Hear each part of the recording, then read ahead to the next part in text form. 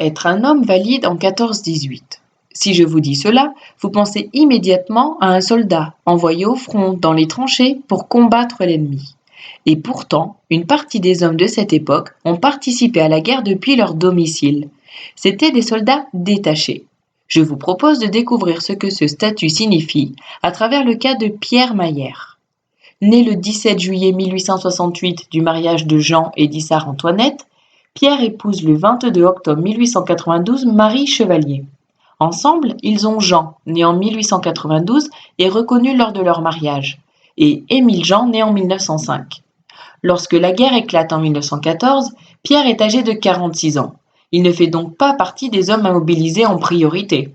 Cependant, il est appelé à contribuer à l'effort de guerre. En effet, tous les jeunes hommes étant partis à la guerre, ce sont les femmes et les prisonniers qui sont chargés de s'occuper des travaux des champs pour nourrir le pays et les soldats.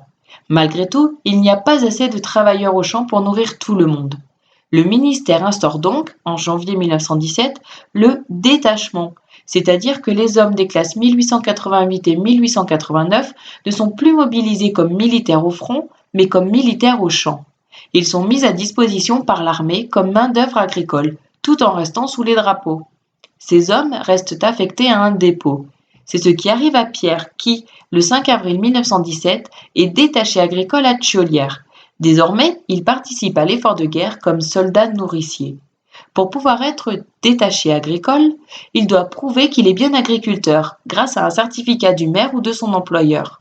En tant que détaché agricole dans le Puy-de-Dôme, son dépôt de rattachement est le 53e régiment d'artillerie de campagne de Clermont-Ferrand.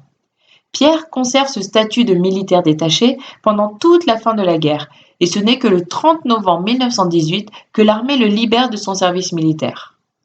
La fin de vie de Pierre est marquée par un drame, puisqu'en 1937, il tue d'un coup de fusil sa femme, pensant tirer sur un voleur. 11 ans plus tard, Pierre s'éteint à l'hôpital d'Ambert le 25 janvier 1948.